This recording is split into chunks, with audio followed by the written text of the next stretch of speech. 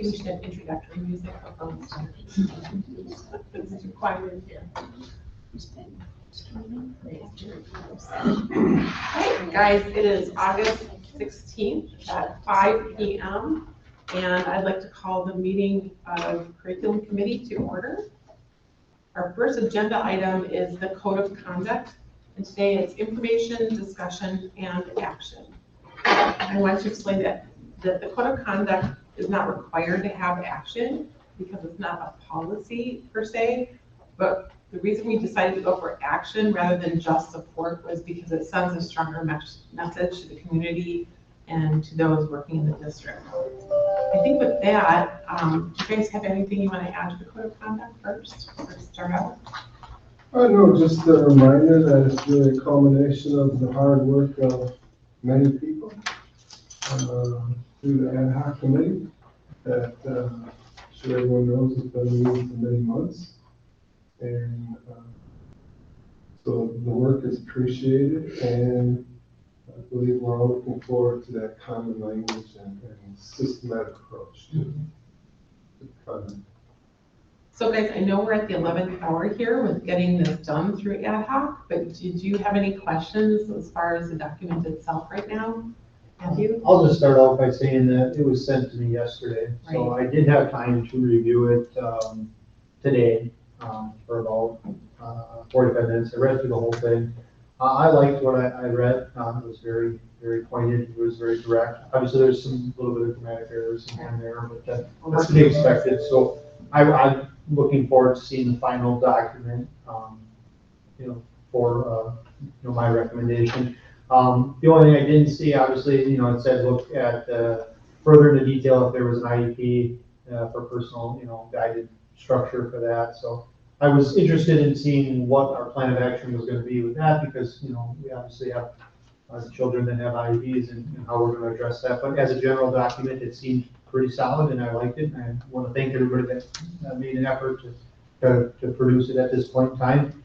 But I didn't have any direct questions. I just wanted to point out at the moment that I did receive just yesterday. Okay, yep. It's a lot of information, but It's good information and it's pretty, I'm very satisfied with it. Good.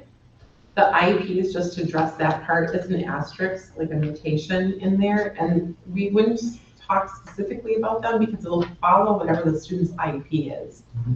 So we're bound by that. Anyone with special needs and IEPs, correct?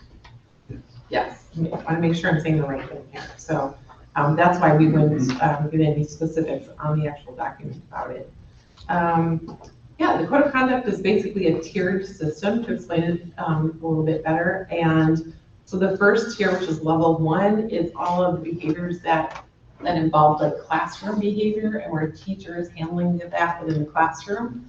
Level 2 is the point at which a teacher needs more help. So usually having the student outside the classroom, whether it mean, for moments or a long period of time. I guess it all depends on the circumstances and what the teachers and the administrators discuss. And then really anything above that starts to become far more serious, and it usually will involve laws and so forth. So that's really starts being more so outside of the jurisdiction of the district. Possibly level 3, I think, deals with some of that, but levels 1 and 2 are more of the in-house portions of it. We are trying to use Infinite Campus, which is actually a system that's been used here in the district for quite some time now. How many years have we been doing that? Quite a while. Yeah, a long time. And it's my understanding that some of the schools have gotten away from using some of it, especially in behavior reporting, but we're going to try to be consistent. And so we're going back to saying that is the reporting system we're using. It'll help us track it and so forth too. Also, the elementary has not used it for behavior tracking before. So that's the one piece where they need to be trained in that area. They do use Infinite Campus, but just not that portion of it. So it should be a fairly easy training. I'm looking at Pam because she's one who brought that to our attention. Yeah, the teachers have not used it to submit referrals, but still we collect all of our major referral behaviors, so anything that results in an out-of-school or in-school suspension is collected in there, in addition to some other things. But the team talked about a consistent way for teachers to submit referrals. My biggest point about Infinite Campus is if we can find solutions to behavior issues, we can broadcast that to other teachers before they have to go through the nuts and bolts of having the behavior pop up in a different classroom setting. So I thought if we could have a gold standard, we could use that together to put those flames out before they got too high. That's why I suggested it at the ad hoc meeting. And I frankly would like to see some cohesiveness so that we can solve issues. And if we do, I don't want it to be a bully or a behavior report as much as a preventative or a proactive approach. So I don't want to put the negative connotation. I want it to be more of a positive of how we can problem solve the behaviors in different classroom settings for that teacher, instead of them, getting a new group of kids and then going through the same issues over and over again with that student. So that's the aspect I wanted to try to see in that, to try to put out the problems before they came into a different classroom setting. So I feel that that's what we're trying to explain as well. I just wanted to highlight that I don't want it to be a report card of misbehavior. I want it to be a roadmap to success for the child. And I'm really glad you used the word proactive, because I actually used that in a meeting that we had the other day. And that's really the idea behind the code of conduct. We did not have one before in our district, where when you peruse the internet, you find that most districts didn't have one. So, we needed to address behaviors. We've said that last year already, that was one of our number one issues that we wanted to see tackled. And so the code of conduct really is, again, like you said, proactive. It's a proactive means to try to handle behaviors, and so that we're consistent throughout the district and have that universal approach. So, the left hand and the right hand know what each other is doing. So I'm actually really excited about it personally. Of course, I've been working on it, but I just think it'll be nice for everyone to know what options there are when they're handling things. And yeah, I think it's just a great thing that we're achieving here. Unfortunately, I wish we were having the same conversation 2 months ago instead of right now, because it would have allowed us more prep time and training and so forth. But it really is what it is, and everyone who's worked on it has worked really hard for the last 8 months. So, thank you to every single person who worked on it so hard. And it's been, for me, it's been a real honor serving in that capacity with all those people. So, anyway, Tony, do you have any questions or remarks? Yeah, I just wanted to say thank you, Kathy, and everyone that was involved putting this together. Unfortunately, I haven't had enough time to really thoroughly review what you guys put together, just because I got it yesterday and I wasn't in a spot where I had internet service yesterday, unfortunately. But I did want to relay, following up on our conversation earlier today, there was an administrator that reached out to me that did express some concerns just with the overall using the Infinite Campus, specifically, for the behavioral issues like tracking it, or whatever you guys are proposing here, as opposed to the attendance, which is, I guess, where they're using it mostly. So, the administrator asked if it was, a concern was potentially, every school, does have enough staff to where they can manage it properly? So I'm just relaying that to you guys. I'm assuming you guys have thought that through and considered it in the evaluation, but I think we should definitely take that input into account and just make sure that we've got, everyone's got the right resources, I guess, to follow through on this if we move forward with it. But Tony, can you explain that to me again? Yeah, so basically the way I understood it was that the way Infinite Campus is being used right now, it's more just for an attendance purpose, right? And the way that, if I understand it right, Kathy, or Jason, Pam, please chime in if I'm not understanding it right, is they intend to use it to track issues that come up with behavior. And it sounds like there's that hasn't been done recently, at least in recent years. And so there was just some concern with how would that be more time consuming and tedious and cumbersome than what we're doing now, and just making sure that we're really thinking this through all the way, and that we received input from all the stakeholders, that are gonna have to execute on this on the ground. And so I just wanted to share that, with the team, and I'm just, from my seat, I'm not in the weeds on this thing, so I really don't know, the ins and outs of it, but I did hear this feedback, and I think we should just take that into account and ultimately just make sure that we're getting the information that we need to give us the optics that we need to do our jobs at the board level and at the administrative level. Well, Infinite Campus was used for that purpose back a while. I don't know about the last 2 years, but it was before that. So it may be just getting back to using it again. And certainly if it becomes too cumbersome for anyone, you need to readdress that. We will be meeting as an ad hoc committee on September 12th for feedback. And so, and the idea behind this too is to have continuous groups together to look at this, to see what changes do we need to make to the code of conduct. Maybe that's part of it, so that it's not just like, oh, we approved this and this is what it is. We've said before, it's a living document. So if it's not working for the schools, there's things that we can change and tweak. So this is where we're starting, and it's not outside the box of thinking that we should use Infinite Campus only because it has been used in the past. So it's kind of a natural go-to to be used for that, and it has the capability, and it may be just people need to get used to it. But again, we can address that down the road. Like I said, September 12th, we'll see how things are going. It's not real far into the school year, but a lot of things happen in the beginning. But we'll be meeting periodically so that we can have those discussions. It's not dead in the water, so to say, with using what we've decided, so. So what I'm hearing, Tony, is obviously, we're, as board members, we're trying to say, this is the kind of a roadmap, but we're not going to be, charged to actually implement that. So how the directors implement that to say we're requiring you to, or we would ask once in a while, or like that's kind of where the continuing feedback of this process. Right. If we're having, my last thing I want to do is take away from the children with the teacher's time. So if it's becoming, like, that's why not every single thing should be recorded on a laptop or a computer station.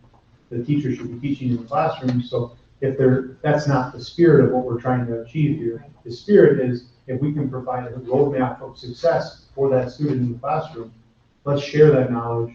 And I think the point that person made was a valid one, very, very, because that's what I got today. I got a concern saying, the teachers need to do their work, not doing all the extra that they're not even getting to spend with students. So what I'm saying is that's not the spirit I'm coming from. And if I get feedback saying, okay, we're having problems, but that's kind of we're charging the directors to say, we need to facilitate, we would like input if there's a roadmap to success for that child, let's document it, but let's not take away from classroom time for that teacher in that particular time. Maybe they had, on their prep time one time or something, but we don't want to make a requirement that every teacher has to do that every single time, because that's not what the spirit of we're trying to achieve. I think that's what, and that's the implementation of it. So I agree. So it's a living document. How it gets executed is just as important as us creating or as the community creating it. So. Yeah, for sure. I'll go into my next one. Level 1 primary teacher managed. I like the point here. So this is in spirit. This is great. Parent, guardian, collaborating is encouraged, and the administrator when deemed necessary. So like my big thing is if we can have an administrator be aware of a situation before it gets to a level 2 once in a while, then we can, because it's in classroom management at that point, if there's something that can be communicated correctly to an administrator so that they kind of know, and that's where that Infinite Campus aspect or a different communication style that we already have in through campus, we're already paying for that. So that would be why it would be necessary that we could just use that to implement that. But that's where that, if there's a little bit of a thing that, Johnny isn't going back, or he goes to his locker one too many times. And I'm not saying kids even go to their lockers anymore, because I don't think they do. But that would be where if it's, written a one sentence thing, not a novel, but like that's where the administrator can be forewarned about something. And that was just an example of, I'm just saying that's where, in spirit, it sounds great on paper, but if it's not executed correctly, it's cumbersome or it's not helping the student to succeed. So I just wanted to highlight that. That was a big point, that communication before it gets to level 2 out of the classroom, if there's, an issue that could be worse. So that communication between the level of the teacher and the administrator and the student constantly is how you solve those problems from being worse. Well, and going up to level 2 is more when we start seeing repetitive behaviors. It starts accumulating, so it reaches a point where the teacher is not handling it in the classroom any longer. So it's kind of tracking in some way. It sounds, I don't like the word tracking, but it allows for some data that we have on those students that are having issues. So we need to remember too that this isn't all kids in every class. This is, this is a small percentage of kids who are having issues, repetitively and stuff. So it hopefully won't be a cumbersome program. So, did you guys have anything to add, or Jim?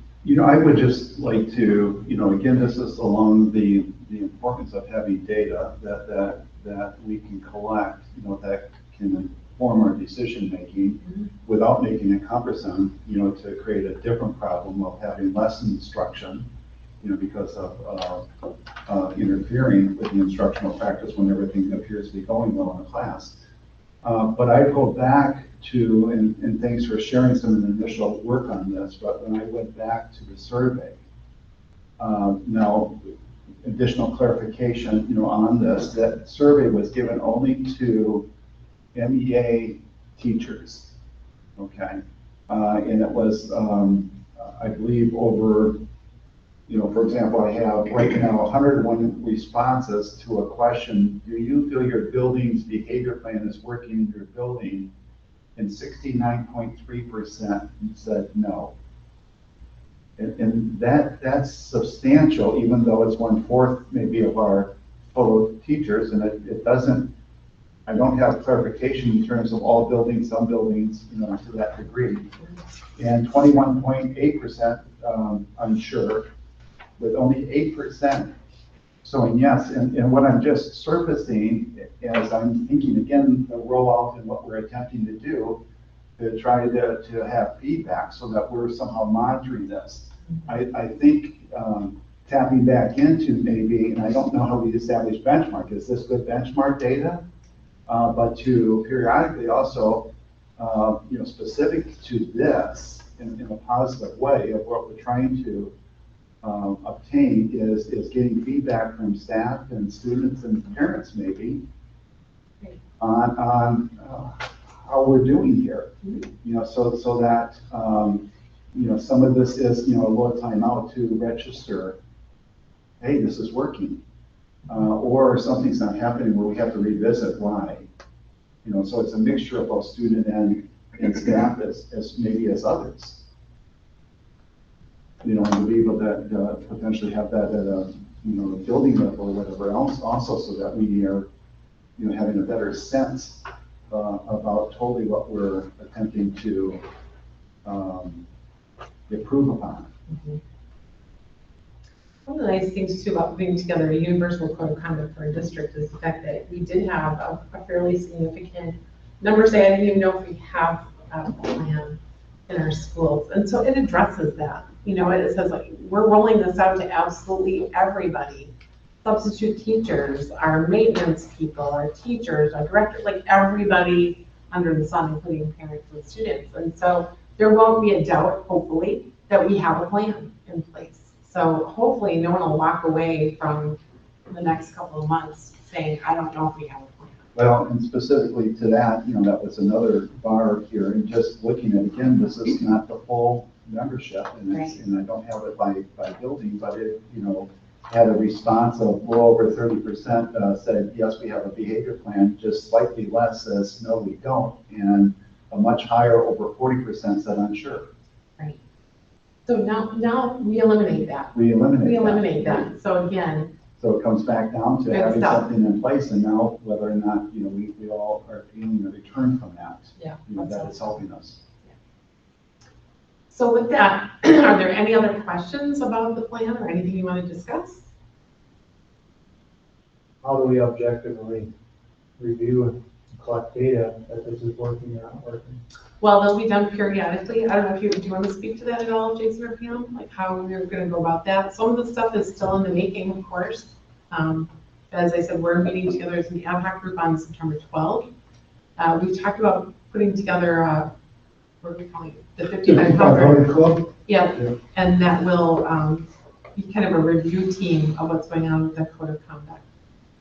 So really, like you said, Matthew, it kind of becomes out of our hands after this. We're kind of passing it off, saying we support this, we believe it should happen, and we want the district to follow this universal plan. That's the idea behind it coming to curriculum committee and having it come as an action item.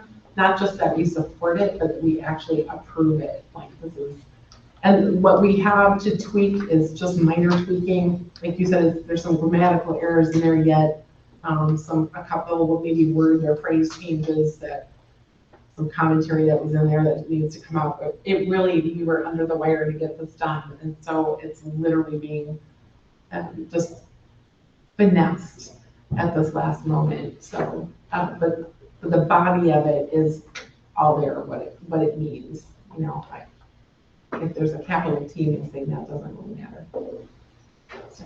I think Matthew has a great question. I think, 5500 Club is one prong of that, how do we monitor it? Mm-hmm. I think IC data is another prong to that. Right. I think about student, parent, and staff engagement survey, and that data will come and should reflect this more systematic approach.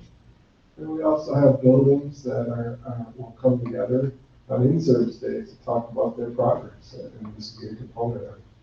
And I'm kind of assuming this, but I would assume that every couple of months that the board, especially the curriculum committee and then maybe my own school board, will be updated on how it's going. Absolutely. And I know personally, I'd like to kind of keep my eyes and ears open and kind of stay involved in it so that we can pass on and have that continuity, I guess. Just like we're looking for continuity in the behavior plan. So does that help solve the question? Kind of, sort of? Yeah.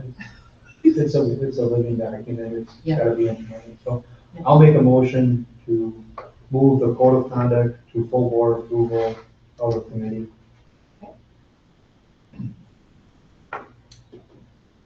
Tony, would you like to second that? Yeah, I'll second that. You know, okay. All in favor, say aye. Aye. Aye. I guess we've approved it. Great, thank you guys. All right, the next then that we're going on to is policy 2240, which is, once again, we call it the controversial policy. I gotta change my screen here, bear with me.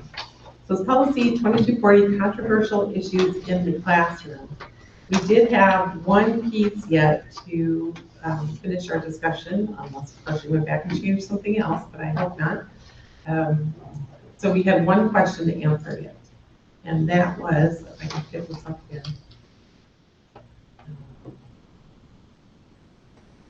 I'm not able to find it, sorry guys. I don't like how big I made the letters. Do you want to read it? That would be great, thank you. I believe the last section that we've been in discussion around is the bottom of page 1 of my hard copy. Starting with, in the discussion of any controversial issue in the classroom or in the course of professional duties, a teacher, and then there's several options that we're need to make a selection of. Yes. Do you want a hard copy? Sure, that'd probably be easier to read, if you don't mind. I think I see it here, but I got it. the eyes aren't what they used to be. Tony, did you? I have one, thank you. Okay, thank you, Susan. Thank you. Okay, so what it is in the, so I'll just read it through like we did all the other times. In the discussion of any controversial issue in the classroom or in the course of professional duties, a teacher, the choices are: 1, may not express a personal opinion. Another option is may express a personal opinion, but shall identify it as such and must not express such an opinion for the purpose of persuading students to his or her point of view. And the last is, and may only express a personal opinion after student discussion has concluded. So those are the three options that we have left to decide on. Again, unless we went back and made other changes, that should be the end of it to make that that final decision on what that is. Did we want to, yeah, let's go back. Did we want to define controversial issues one more time for the policy? Were we good with that? Are we still good with that? Well, let's read that. For the purpose of this policy, a controversial issue is a topic on which opposing points of view have been promulgated by responsible opinion and are likely to arouse both support and opposition in the community. These issues may range across a wide spectrum of political, social, economic, and religious topics.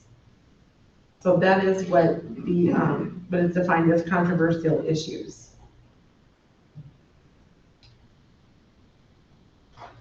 Yeah, I guess my thoughts are under that definition. I feel the same way I did last month, where, I think that really, just knowing how much influence teachers have on students, I think it would be best that, if we're going to define it that way, political, social, economic, and religious topics, do we want teachers weighing in on that in the classroom?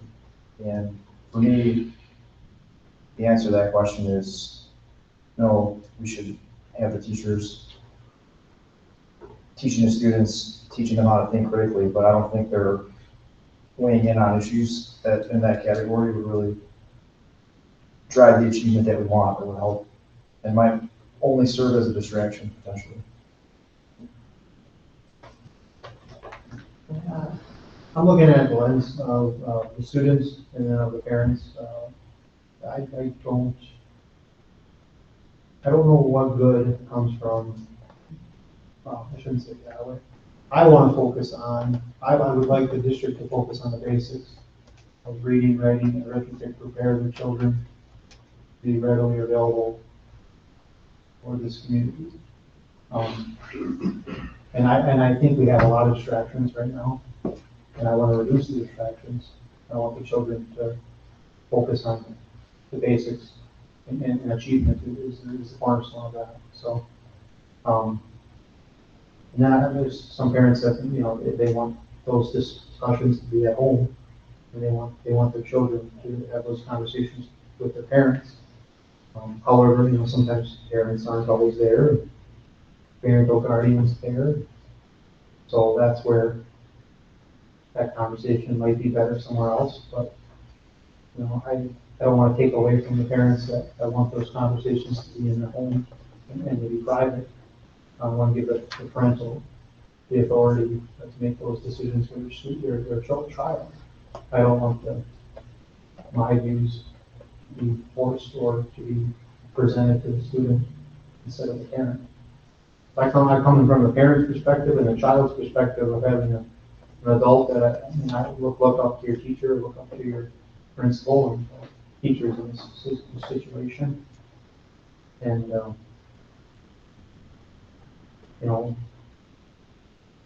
I'll give you one example.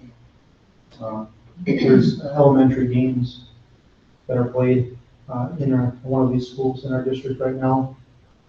And they would run from mats to mats, up the mat, like they play a game. And then the teacher would say, well, do you like the color green? And then all the kids would like the color green, run to that mat. And then another group would run to a different color that didn't like that. And one time there was a teacher that said, do you like the President of the United States that we have? And then the teacher ran to one mat. And then the kids looked at the teacher and they said, well, why is the teacher running over there? I want to be just as cool as the teacher, or I want to be in the same club as them. So they run over there. And then Johnny's in the other mat. And he's looked at like, why aren't you following all the other friends that are going by the other mat with the teacher? And that's an example that happened in this district a few years ago. And I don't want that for my child. My son is 4 years old today, and he's entering 4K at the YMCA. And I don't want to I don't want those things. I want to teach the children how to make their own decisions. I want my children to ask me about those questions, or my wife. And I want our schools to achieve high standards, and I want our children to be prepared to be problem solvers. And I can expose those things to my children, but I want to be the person to do it. So social issues like that, or political issues like that, I'll talk to my child, and I'll be the person, and I'll be honest with them. I'll tell them the good, the bad, and the ugly. And that's what I would like for my children. And I've had a lot of parents that express the same thing to me. That's where I'm coming from in this particular instance. And if I'm wrong, I'll admit to it, but I want the best for all our children. So I'm gonna say that I want to stick to the basics, and I don't want these things discussed unless they're not a controversial issue, which would be approved by the curriculum before this. That's all I have to say. I do have some concerns, and that is controversial issues in the classroom. It's not whether or not we're going to be discussing controversial issues.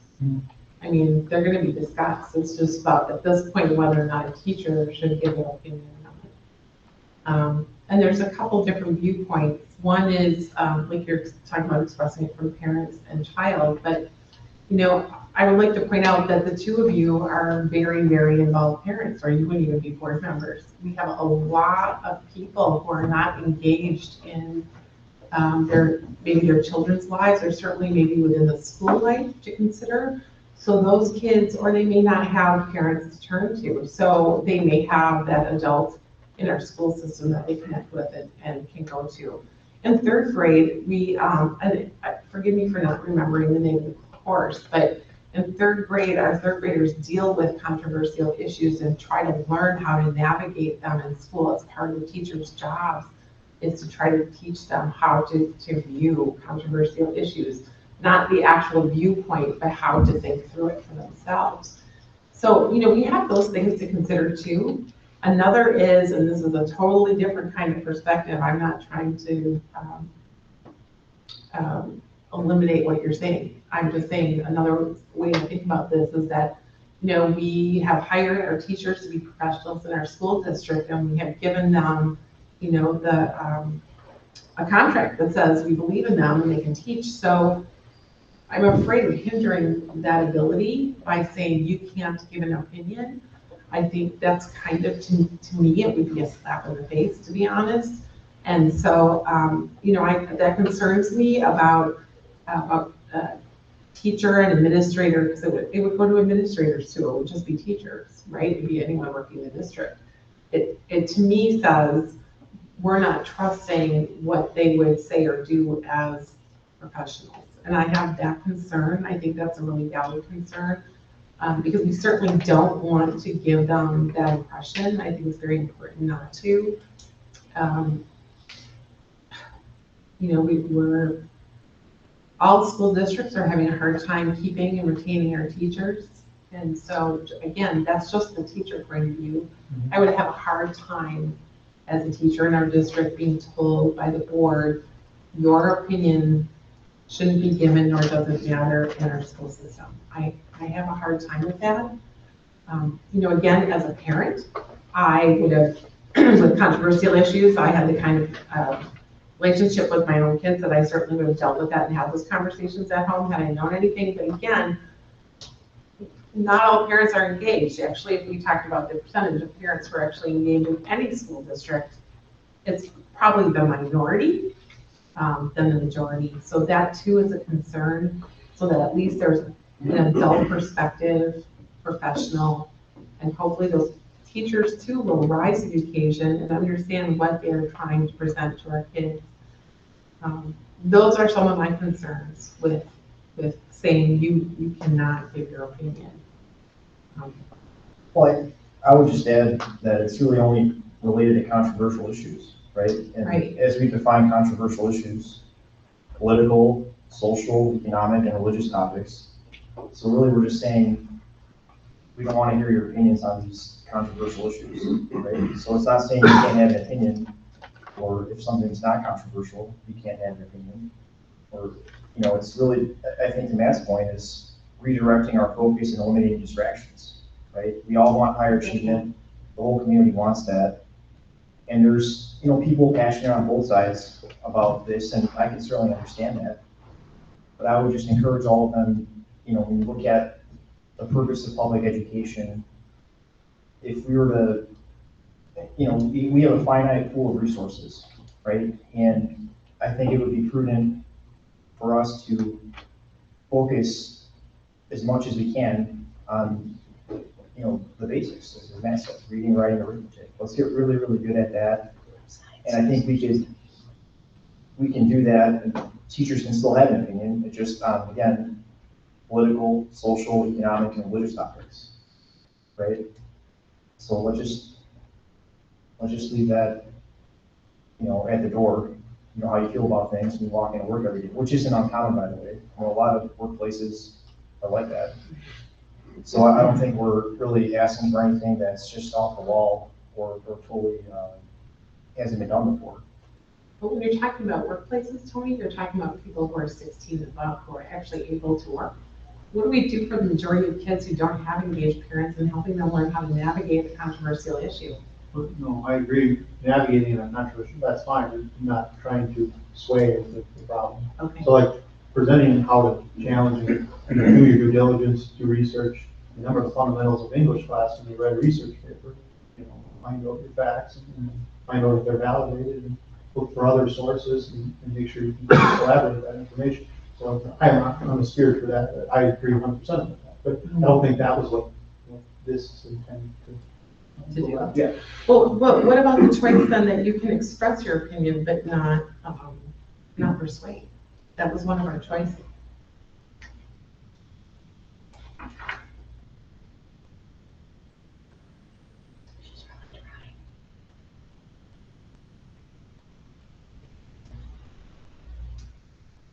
Let me finish. I wanted to start a point that I forgot. I wanted to clarify because this story keeps coming up in my head and I just don't know why I haven't. I want to say it once again because I want to kind of give a little more context, which is going to be more revealing, but I think it's pertinent to this situation. Okay? So I was a junior in high school in this district. I had a teacher of political science, and I was not ignorant, so I knew, but I was well informed that he did not give me his political views, and he prepared me for the AP exam in government. And he never tried to present the information that he had his own agenda or indoctrination. He was very clear about being honest and truthful and saying, you have the facts yourself, figure out what you like, and two parties, frankly, aren't good either. Like having only two-party system is kind of not the best either. And I was a young adult, and I said, I kind of agree with you, but he said two parties, but he didn't say what side that he was agreeing to.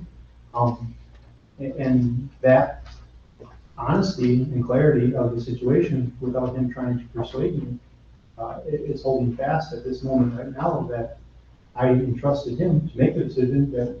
Well, I didn't trust him. I was a young man, but I was very impressionable, and he chose not to give me his opinion to protect my mind, so that I could be a free-thinking individual to make my own research and understand what I wanted to try to find out through research, through thinking about something critically. So I wanted to just finish that point before we move on to what you said. So.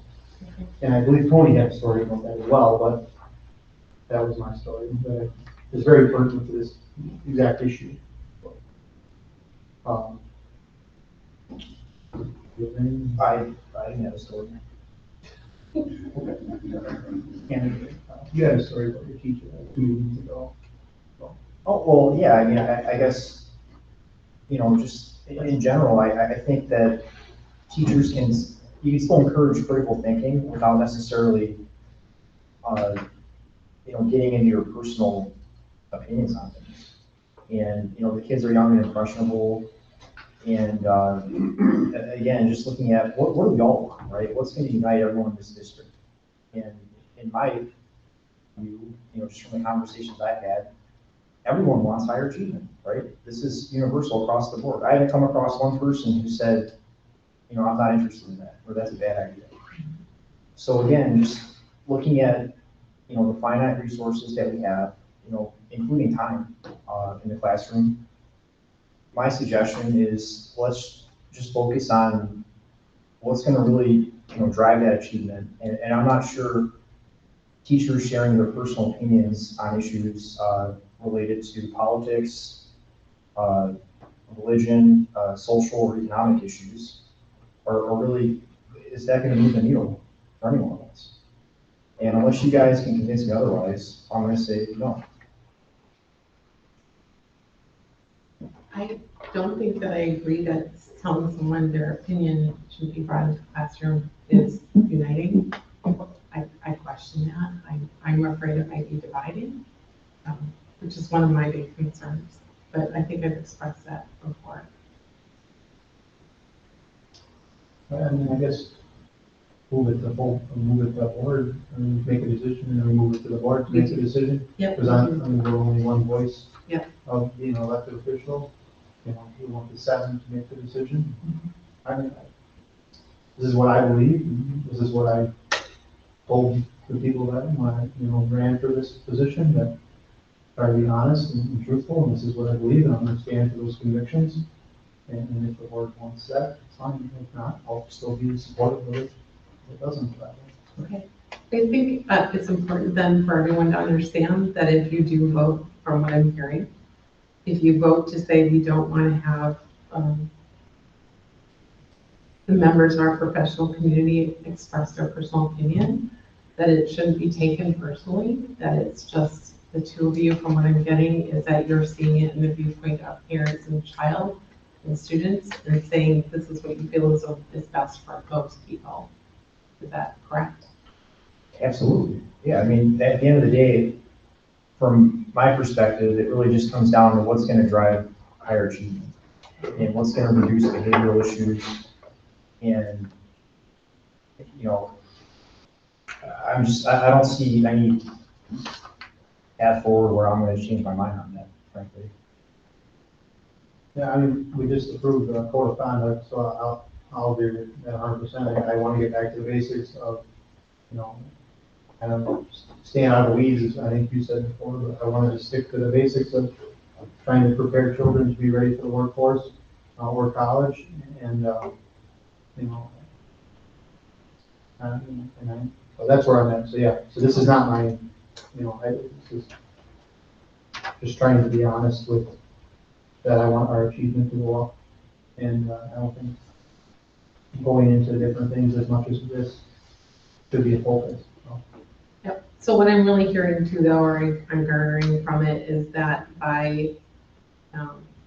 if we do vote as may not express a personal opinion, it is not to be, it's not against our teachers or their professionalism. It's just merely trying to stay focused on academics. Of course, absolutely. Okay.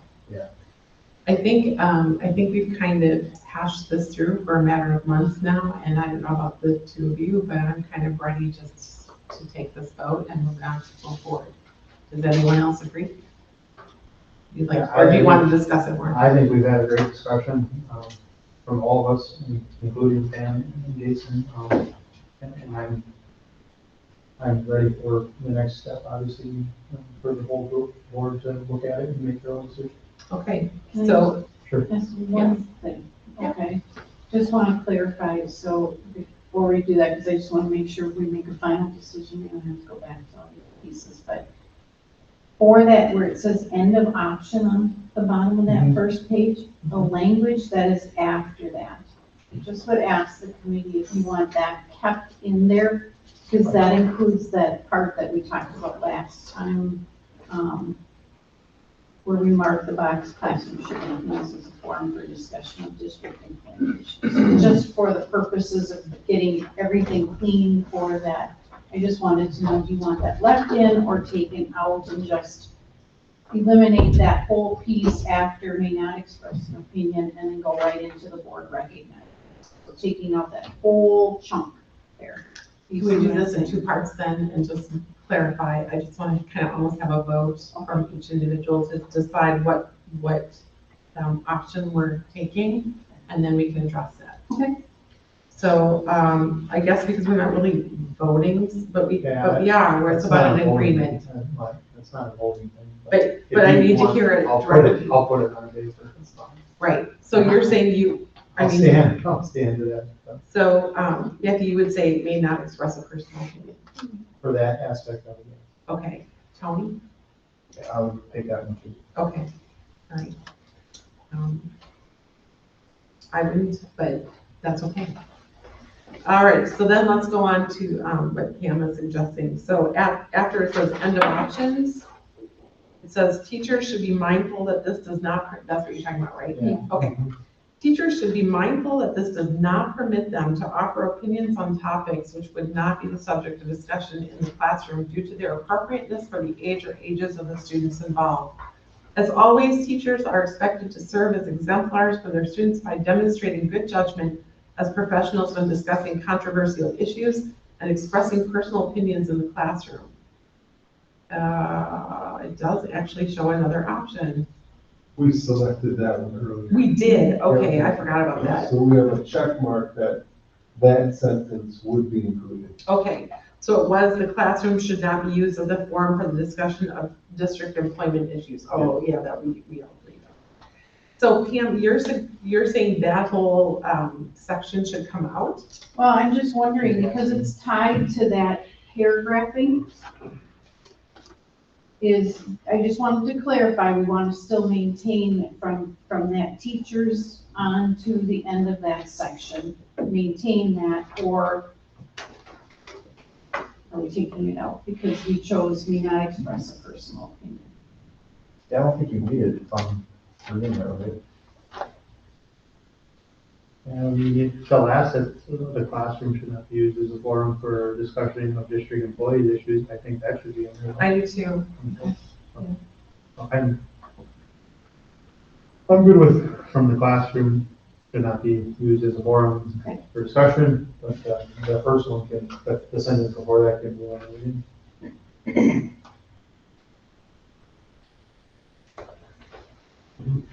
So we'll leave in after may not express a personal opinion, it will read, the classroom should not be used as a forum for the discussion of district employees. And then the rest of this policy. Do you, there's a little thing, I don't want to add verbiage, but, obviously, if there's an issue, then it should be brought forth to the, the department head or the superintendent. Right? That's already the policy. So we don't want the sentence that reads on the second page, as always, teachers are expected to serve. We're saying, we're getting rid of that. I actually like that sentence. As always, teachers are expected to serve as exemplars for their students by demonstrating good judgment as professionals when discussing controversial issues. Within curriculum approved things, it's the only thing. I mean, we could just eliminate the Well, part of first it part of by it, discussing. the first part of it's very honorable, and I agree with it 100%. But I mean, this would be a good point that we're saying that we have honor for our teachers and we'd like to give them credit when it's approved through the curriculum. Like when, I guess I'd ask Jim to give me a reference on what we're trying to say here, if we want to have that or not. Or we should eliminate it. Did you have one as as always? Yeah, as always, teachers are expected to serve exemplarily for their students by demonstrating good judgment as professionals when discussing controversial issues pertaining to approved curriculum content, or should we just eliminate it? I mean, it's kind of cumbersome when we just don't want them, but it's an oxymoron, it's a contradiction. Again, we've had some discussion about personal opinions that, we're only concerned when we're talking about controversial issues, not personal opinions. It's hard when we're mixing terms here. I don't personally have a problem with it. I like the first part of that, especially, but even the personal opinions, like you have mentioned, Kathy. I definitely understand in terms of where there's reasons when we get into these controversial issues in terms of what that might suggest. Maybe just eliminate the sentence, so it's not an issue. So it's not confusing. Yeah, That's fine. contradictory. We can do that, right? So we'll just take that part out and then, I mean, the board, the full board will have this document to be able to see what the options were. So, we'll just create a copy with the recommendation, and if someone says, no, I think that would be good to put back in. Okay, with that, I believe that we're finally done with 2240 and that we can carry it over to the full board. Do we need to take action to move it on to the full board? Yeah.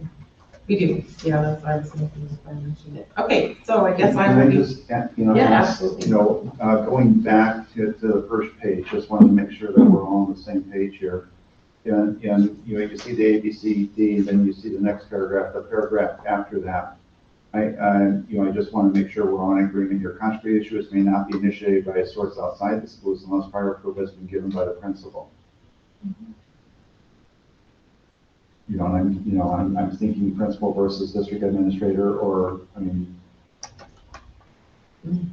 Oh, you're saying, so we picked principal. but we didn't pick, that We was didn't just pick, part it's of just it. There part was of it. not an I'm option. just wanted to make You're sure saying on that- that sentence? Yeah. Which one, the first, second, or third sentence? Second. The second paragraph, first sentence in the second paragraph, After D, after right? D. Yeah, I mean.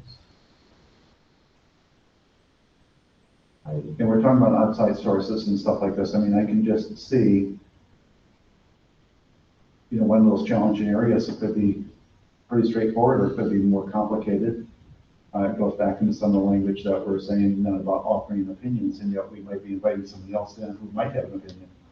So in other words, instead of saying by the principal, it should be by the district administrator? I'm just thinking about, some stuff might be straightforward.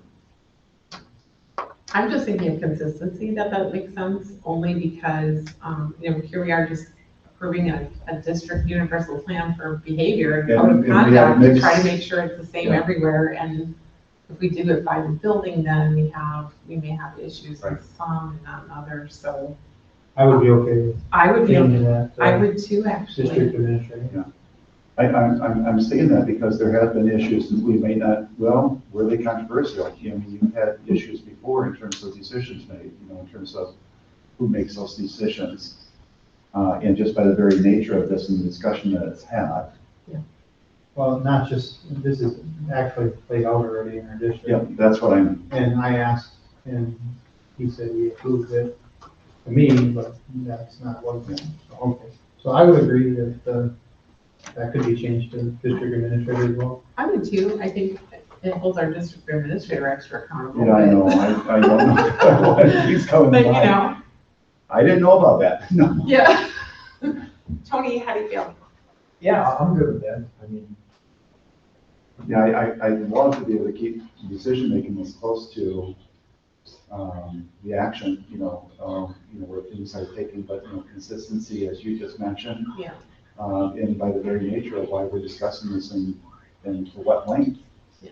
And we're not, we were talking a lot about what we're doing internally, not externally. Well, I think too, it allows for communication so that if there's something that should come up from an outside source, you or whoever the district administrator has to become aware of that instead of it just staying within building. So I think see that as kind of an openness, like that's not a bad thing. So I would agree. Can we please change that to then to, thank you. Okay. Is there anything else? No? I am personally good with moving on to, I shouldn't say that, we have to actually take a motion. Next, let's Sorry. take it to the board for first. Yeah. Yeah, we need to take a board for the first reading. So do I have a motion to take this to the full board for first read? Yes, I'll make a motion to take the controversial issue, update to the full board to have first reading. Okay, I'll second. all right, all in favor say aye. Aye. Aye, okay. All opposed, say nay. No, that's fine. When we, Okay. just to remind everyone, when we share it with the board, we'll share our current policy that's in into the system. Okay. This template with the options, and then the final, well, a clean copy of the first three revisions. That'll be great, thank you. All right, so with that, it's been approved that we'll move it on to the full board, and I would assume that we will be doing that for August 23rd, the full board meeting, our first read. Okay, I think that is it for our agenda. It is, so that we can adjourn. Do I have a motion to adjourn, please? Motion to adjourn. All right, thank you, and seconded by Matthew. All in favor, say aye. Bye-bye. Aye, we are adjourned. Thank you, guys. Don't do that. Tired? That's because we dealt with pain over months.